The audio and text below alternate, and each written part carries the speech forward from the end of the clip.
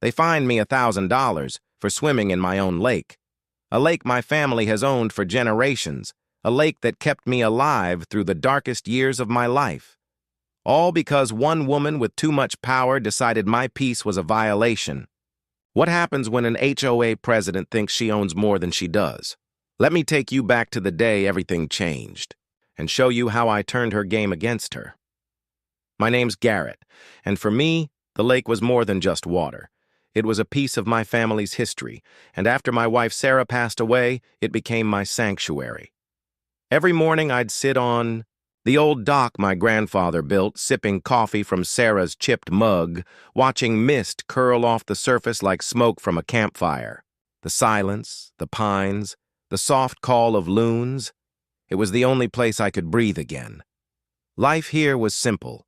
No traffic, no deadlines, no city noise, just me, the cabin, and the memories that kept me going. For years, it felt untouchable. Like the world's chaos couldn't reach me out here. But peace never lasts. Not when progress comes knocking. Developers carved a subdivision out of the woods just beyond my fence line. At first, I thought nothing of it. Just new neighbors, in their shiny houses with manicured lawns. But then came Karen Whitmore. Designer sunglasses, white BMW, the kind of smile that looks more like a warning than a welcome. She didn't just move into the neighborhood, she took it over. And before I knew it, she had her eyes on my lake. What I didn't realize then was that her rules weren't just about control. They were about power. And she was about to drag me into a fight I never asked for. It started small, the way these things always do. A letter folded neatly into my mailbox.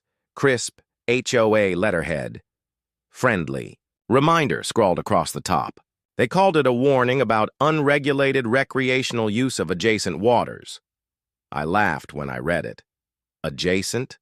This lake wasn't adjacent. It was mine.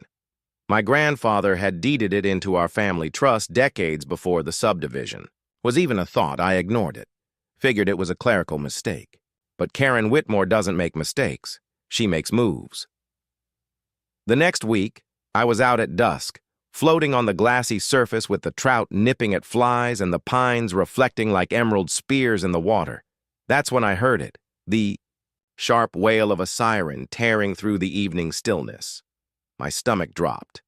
The gravel crunched under tires as Sheriff Deputy Martinez pulled into my driveway, lights spinning red and blue across the trees. He stepped out looking uncomfortable, almost embarrassed. "Sir, I'm sorry, but I've been asked to issue you a citation. HOA complaint." His voice trailed off like he knew how ridiculous it sounded. Behind him, standing at the edge of my property line like she owned the world, was Karen. Arms crossed, lips tight, eyes cold as steel. The paper in my hand stung worse than the cool lake water dripping off my skin. $1,000.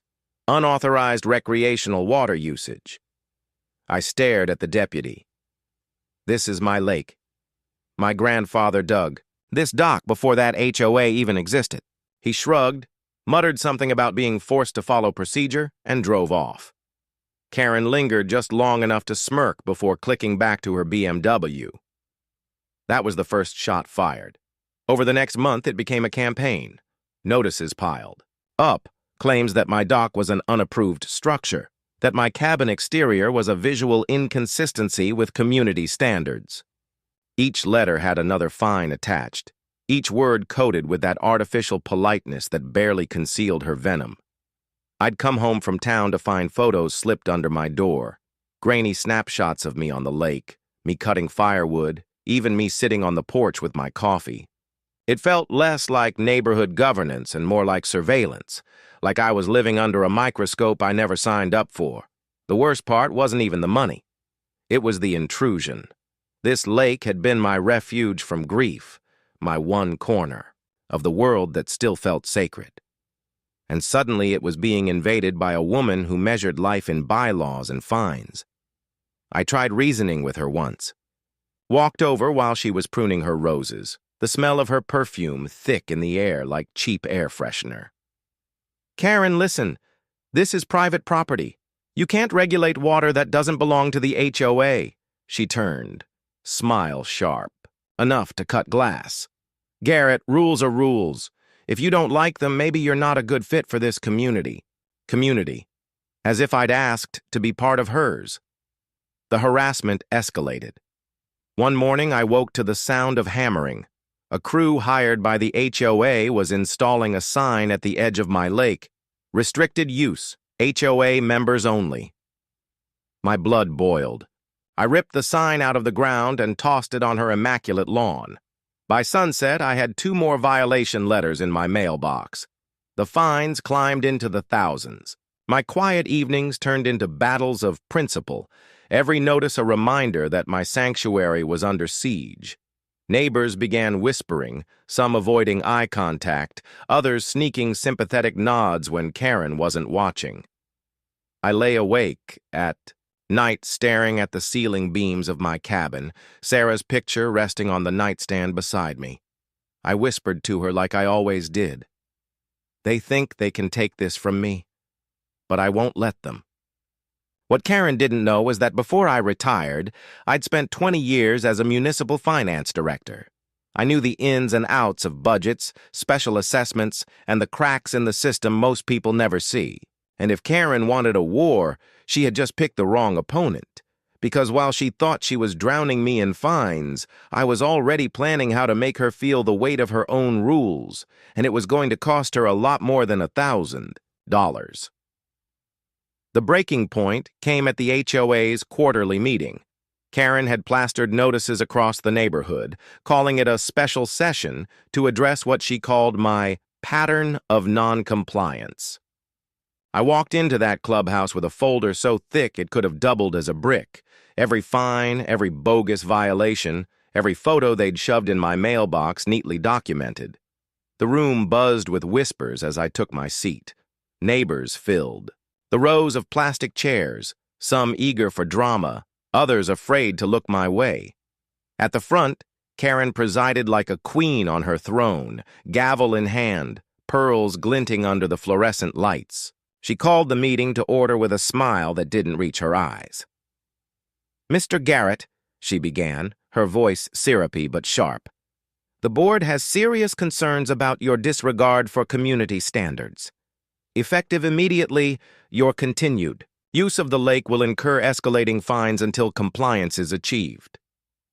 The audacity lit a fire in my chest. I stood slowly, feeling every eye turned toward me. I laid the thick folder of paperwork on the table with a thud that silenced the room. "Karen," I said, voice steady, "this lake isn't yours. It never has been. And you don't get to bleed me dry with bogus fines." She smirked. "Rules are rules. If you can't handle that, maybe you don't belong here." That line hung in the air like poison. Neighbors shifted uncomfortably. A few gasped. But I didn't flinch. I opened the folder and slid forward a stack of documents, HOA budgets, line items, special assessments I had quietly pulled from county records. "See, I know how your little system works," I continued, locking eyes with her. "Because I spent 20 years writing budgets tighter than this entire HOA has ever seen. And I know exactly where you've cut corners, and exactly where your numbers don't add up." Karen's smile cracked. A flicker of panic flashed across her face. "You've been hiking fees on these homeowners every year just to pad your reserves.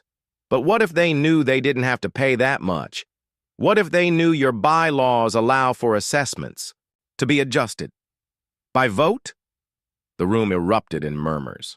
People leaned forward, suddenly paying attention. Karen slammed the gavel, but her voice shook. "That's irrelevant. You're out of order." "No, Karen," I said, my voice rising. "You are."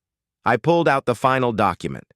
A proposal for a special assessment increase on her property, alone. Legal, by the book, and within my rights as a member affected by her overreach. The board had no choice but to consider it. "While you've been busy fining me for swimming in my own lake," I said, sliding the paper across the table, "I've been drafting a motion to raise your dues by $5,000, and unlike your fines, this one sticks." The room went dead silent. Neighbors stared wide-eyed, some covering their mouths, others whispering in disbelief. Karen's face drained of color. She tried to speak, but no words came out. That was the moment the balance of power shifted. Because when bullies push too hard, sometimes the person they're pushing pushes back harder, and I wasn't finished yet.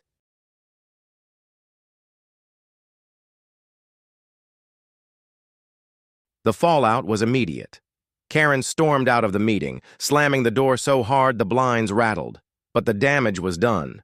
Her grip on the HOA cracked in an instant.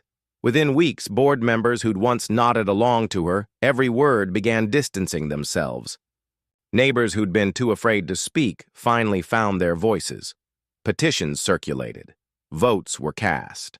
And the special assessment passed. Karen's dues went up by $5,000, legally, officially, and with her own rules as the weapon. As for me, the ridiculous fines vanished. The violations evaporated like morning mist on the lake. Deputy Martinez even came by one afternoon, off duty just to shake my hand. "About time someone put her in her place," he said with a grin. Life returned to the way it should have been. Peaceful mornings on the dock, coffee in Sarah's chipped mug, the soft sound of loons echoing across the water. My sanctuary was mine again. But I wasn't the same. See, it wasn't just about a lake or a $1,000 fine. It was about standing up when someone tries to steal what doesn't belong to them. About remembering that bullies only win when the rest of us stay quiet. Karen thought she could drown me in rules and red tape, but she forgot one thing: paper cuts both ways. Sometimes, the only way to deal with power-hungry people is to show them the weight of their own system. And sometimes, the fight you didn't ask for is the one that reminds you what you're made of. So now I sit on that dock, water lapping against the wood, knowing my peace was worth defending. And I wonder, how many other homeowners are out there, biting their tongues, paying their fines, believing they're powerless? Maybe the better question is, if someone tried to take your sanctuary, would you fight back?